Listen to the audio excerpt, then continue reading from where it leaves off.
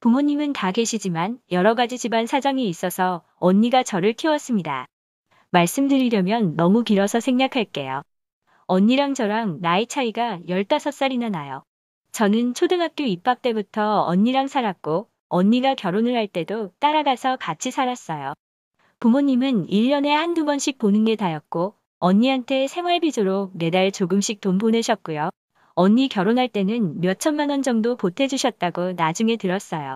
눈칫밥 먹은 적 없고 구박받은 적도 없었고 부모님 대신 언니랑 형부가 제 부모님이었어요. 형부랑 저랑은 20살 차이가 나요. 형부가 저 대학도 보내주셨고 어학연수도 1년 보내주셔서 다녀왔어요. 조카는 한 명 있는데 여자아이고요. 저보다 12살 어려요. 저는 대학 졸업하고 나서도 독립을 안 했어요. 형부가 절대 안 된다고 했거든요. 제 월급은 적금 부어서 나중에 하고 싶은 거 하라고 그거 생활비로 다 쓰면 안 된다며 자신들과 같이 살면서 돈 모으라고 했어요. 저도 언니랑 형부랑 조카가 있는 집에서 살고 싶어서 지금껏 살고 있어요. 이후 직장을 다니다가 남친 만나서 연애하다가 프로포즈를 받고 언니랑 형부한테 인사시켰어요. 남친이 싹싹하고 인품 좋다고 형부도 마음에 들어 하셨고 저희 부모님께도 남친 인사시켰는데 두 분 모두 형부가 괜찮다고 했으면 괜찮을 거고 두 분이 보시기에도 괜찮은 사람 같다고 하시고선 저 결혼할 때 1억을 그리고 언니와 형부도 저 때문에 고생 많았으니 1억을 주시겠다고 하셨어요. 부모님 재산은 저도 얼마가 있는지는 모르지만 노후 자금 빠듯하게 빼놓으시고 저 돈을 먼저 주시는 것 같았고 그래서 형부는 받을 수 없다고 했어요. 자신은 처제를 키운 게 아니고 딸처럼 키웠는데 딸 키워주고 돈 받는 게 어딨냐고 하면서 그 돈은 못 받는다 하셨어요. 저도 제가 모아놓은 돈 조금이랑 해서 전세 대출 받고 결혼하면 된다고 거절했는데 엄마 아빠는 당신들이 키워주지도 못해서 마음이 아파서 그러는 거라고 하시며 언니 결혼할 때도 엄마 아빠가 보태줬었다고 이건 꼭 해주시고 싶다고 하시는 겁니다. 저는 일단 생각해 보겠다고 말씀은 드렸어요. 사실 이 대화를 할 때 제 남친도 다 들었고 남친은 제 결정을 존중하며 우리끼리 열심히 잘 해보자고 하더군요. 그리고 상견례를 했어요. 남친 부모님은 저는 이미 몇 번 뵌 적이 있었는데 그때는 좋으신 분들이라고 생각했었어요. 남친 회사와 제가 다니는 회사의 중간 지점이 지금 제가 사는 집 근처예요. 바로 옆 동네 정도죠. 그래서 거기에 신혼집을 얻으려고 남친이랑 대충 알아봤었습니다. 근데 상견례 자리에서 남친 어머니께선 계속 남친 집 근처로 신혼집을 얻었으면 좋겠다고 주장을 하셨어요. 그럼 제 출퇴근 시간이 너무 오래 걸려요. 1시간 반 정도요. 그리고 그 이유가 제가 부모님 밑에서 안 자랐기 때문에 당신이 데리고 좀 가르치시고 싶으시다는 거였어요. 남친은 그게 무슨 말이냐고 일을 가르칠 게 뭐가 있냐고 했더니 남친 어머님께선 그래도 엄마 밑에서 자란 사람이랑 언니 밑에서 자란 사람이랑은 다르다고 너무 당당히 말씀하셔서 저희 쪽은 모두 벙쪘어요. 저희 엄마는 할 말을 잃으셨고 언니는 너무 당황해서 얼굴이 빨개지고 형부도 얼굴에 화가 나신 게 보였어요. 저희 아빠께선 무슨 말씀을 그렇게 하시냐고 부모가 옆에 있어주진 못했지만 반듯하게 잘 자랐다고 물론 모자람이 있겠지만 남들이 꼭 배워야 할 만큼은 다 배웠다고 주장하셨어요. 근데 남친 어머님은 따님이 잘할 때 옆에 안 계셔놓고 그걸 어떻게 아시겠냐고 웃으시면서 말씀하시는 겁니다. 그리고 사실 그분이 말씀하시는 지역은 저희 예산이랑도 안 맞아요. 저희가 모아놓은 돈 다 합해도 턱없이 모자라서 대출로도 부족해요. 그렇게 말씀을 드렸더니 남친 어머님이 이러시대요. 부모님이 1억 주시기로 하셨다던데 언니네 주시려던 1억도 있는데 안 받으신다니 그거로 충당하면 되지 않냐고 말이죠. 남친이 옆에서 엄마는 그게 무슨 말이냐며 왜 엄마 마음대로만 자꾸 하냐고 나중에 따로 이야기하자고 말려서 정말 다들 어색하게 밥만 먹었어요.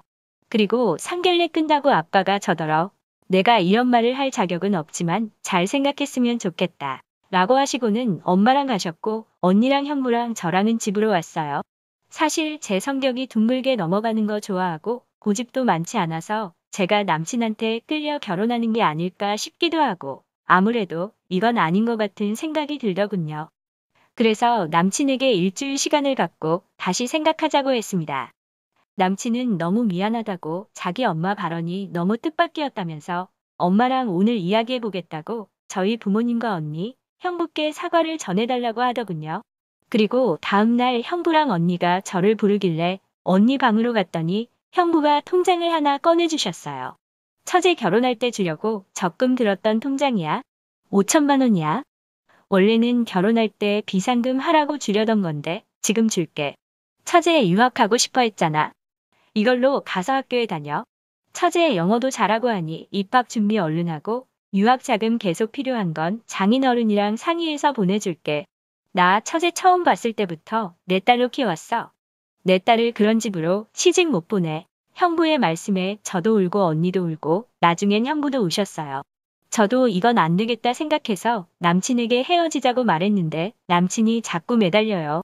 집에도 찾아오고 하는 걸 형부가 데리고 나가서 소주 한 잔 마시면서 이야기해서 되돌려 보내기도 여러 번이었죠. 저도 마음이 안 좋아서 밥도 잘 못 먹고 하다가 결국은 회사를 며칠 쉬었어요. 그때 언니가 그러대요. 네가 좋아하는 남자를 우리도 받아주고 싶은데 형부가 저리도 반대하면 다 그만한 이유가 있는 거야. 언니인 나도 아닌 것 같다. 우리가 왜 아이를 하나만 낳았는지 아니?